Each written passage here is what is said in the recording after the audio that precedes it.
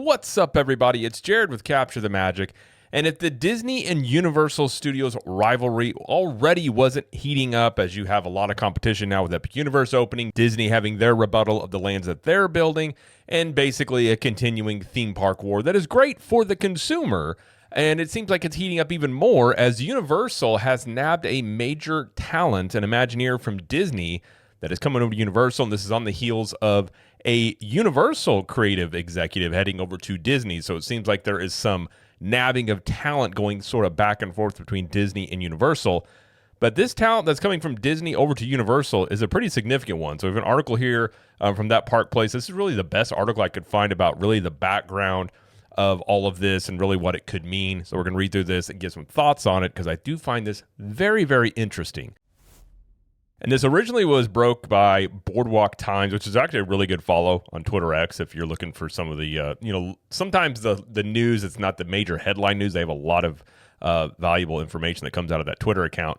And they say Christopher Merritt is joining Universal Creative as creative director.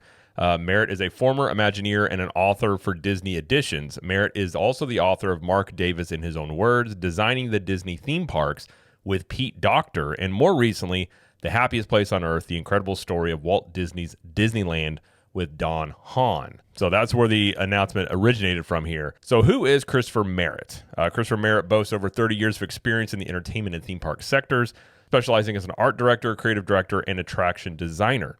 His career has been deeply intertwined with Disney's legacy, where he served as a former Imagineer, contributing to iconic projects long before catching the eye of Universal. And a little bit more background on Christopher Merritt about the things he has been associated with and worked on for Disney. Obviously, we talked about the Sleeping Beauty Castle walkthrough. He also worked on the Little Mermaid, Ariel's Undersea Adventure in California Adventure, Radiator Springs Racers in Disney's California Adventure. He took the role as the lead show designer for that attraction, which is a very heralded one when it comes to the Disney parks.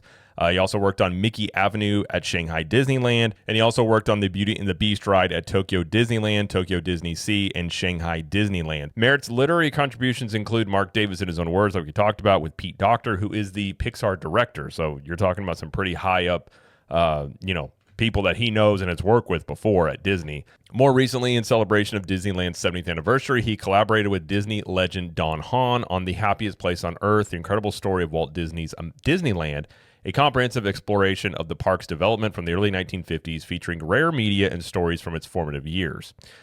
The book also had a foreword by Bob Iger, highlights Merritt's deep expertise in Disney's theme park evolution. So anybody, thinking this is just like a random guy they got from Disney, this is somebody who has a lot of, we'll just say, juice when it comes to Disney in the creative end of things, I think, undoubtedly. His bibliography also encompasses works outside Disney, such as Knott's Preserved, co-authored with J. Eric Linksweiler, maybe, which preserves the history of Knott's Berry Farm, and Knott's Berry Tales, the complete history of the whimsical attraction celebrating the 50th anniversary of a classic ride. His involvement in Knott's projects demonstrates his passion and versatility. Having worked on attractions and environments at the park, he further solidified his reputation as a multifaceted creative in the industry. Beyond his creative roles, Merritt is an active figure in the theme park community. He has participated in podcasts, roundtables, and events, such as the 2021 discussion on theme park design, with fellow former Imagineer Don Carson and representatives at venues like Walt Disney Family Museum.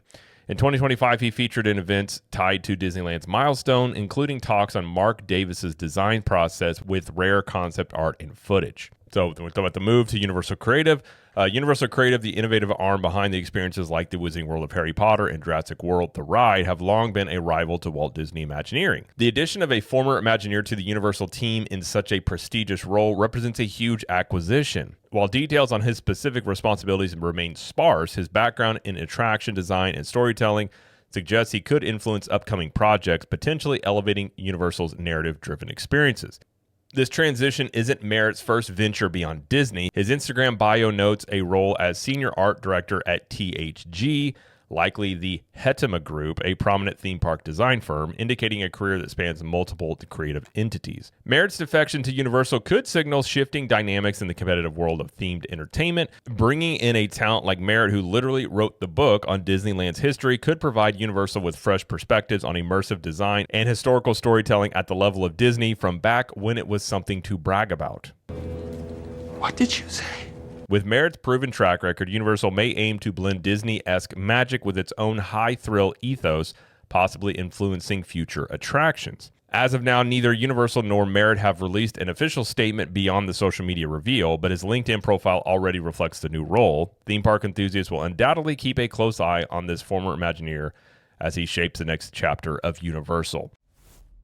So like I said, last week, you had another story where a former Imagineer, Jason Surreal, returns to Disney as a creative consultant. So he had worked for Disney, went over to Universal, and seemingly has gone back to Disney. And then you now see Universal getting a very prestigious, I guess you could say, former Disney Imagineer. I mean, in many ways, you could say it's almost like a sports, in sports where you have a trade. It seems like, not that this was a trade, but, it could be viewed as such, where you have a trade amongst different teams, which I think is a very good analogy for Disney and Universal. And a lot of times it's talked about how Disney and Universal aren't competitors because they share an audience, and obviously the Orlando theme park market is one they both compete in, and they very much have, they kind of lean on each other.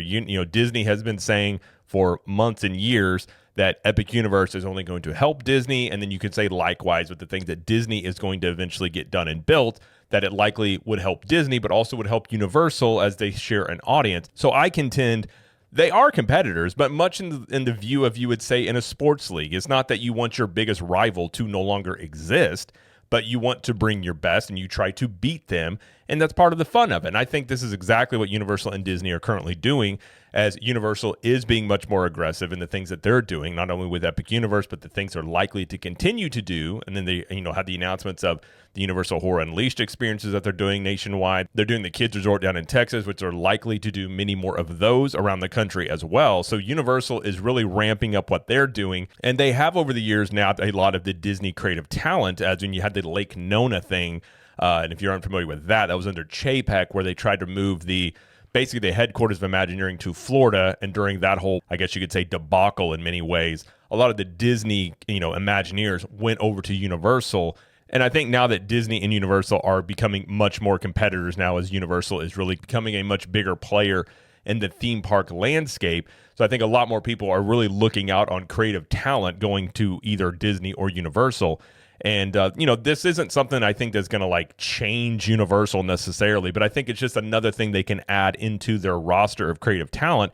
And when you have people that have experience with your biggest competitor, that does give you an advantage, because you can get an insight into the things that they have done very well over the years. And it's undoubtedly true. You're talking about Disney over the decades. I mean, they have set the standard in which theme parks are basically to be judged by. And it's my opinion in recent history that Disney has fallen short of their own standard that they created. And Universal, wanting to continue the momentum that they have coming off of Epic Universe in the last decade that they had, where they ate into 10% of market share from Disney. So I think this is a very significant move that potentially, Universal could really benefit from, having somebody with that much expertise and knowledge about how Disney has operated over the years is obviously an asset that they can use to their advantage. And obviously Universal has done things that audiences have really enjoyed, but I've often thought and wondered, I think Universal is going to make much more of a play toward kids and younger families, as you see the kids resorts, that they're building right now in Frisco, Texas. They have a lot more things for, younger families and younger kids in the theme parks now than they did even, say, 5-10 years ago. So you could be looking at this as a way of really looking at what has Disney done well in this demographic and maybe applying it somewhat to their parks. But it never hurts to have somebody with that much talent and that much experience from a major competitor coming onto your team and being able to help with, what you have going on. So we don't know what he's going to be working on, but he is going to be part of the creative team, of course. And I think this is just another thing to talk about between Disney and Universal.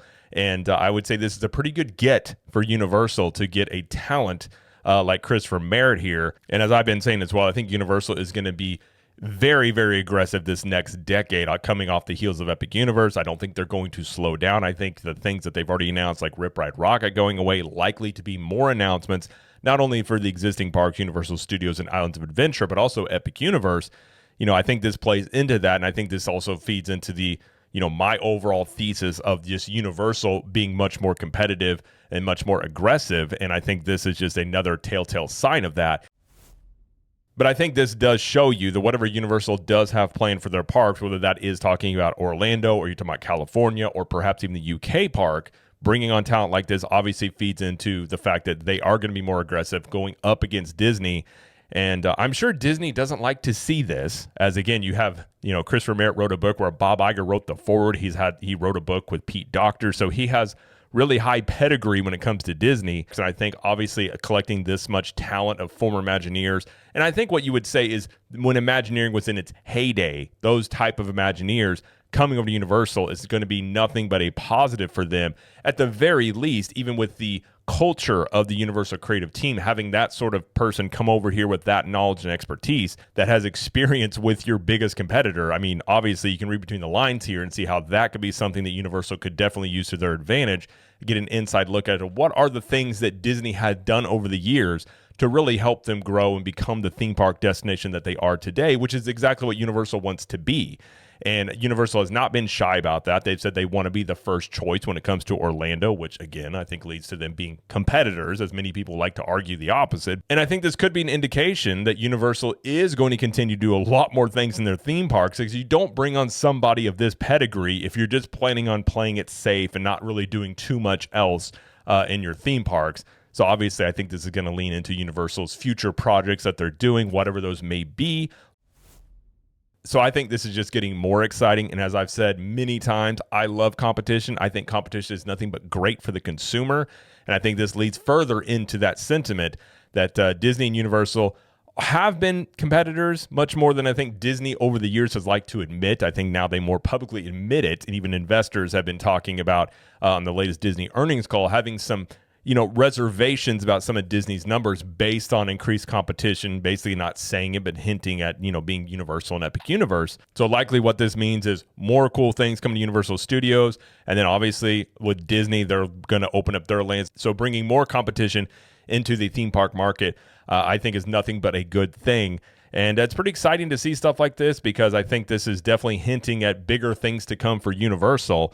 And obviously Disney was able to nab a Universal creative on their side of things. So you could, you might see some upping of the budgets, I guess you could say, when it comes to creative side of things from both Disney and Universal, trying to nab talent one way or the other.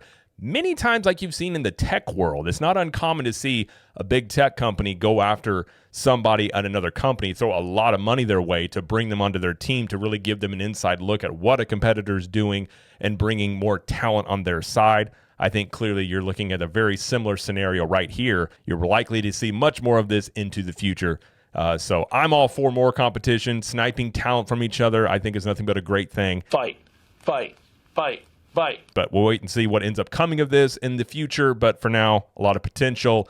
And I think it's kind of a headlining move here from Universal Creative now being a talent like Christopher Merritt from Disney. But either way, that's going to be it, though, for this video. If you like this video, please like it and subscribe to the channel, as we do lots of coverage here of Universal Studios, Epic Universe, Disney World, and pop culture. And let us know in the comments, what do you think about this move where Universal Creative was able to nab Christopher Merritt from Disney Imagineering? And until next time, we will see you in the parks.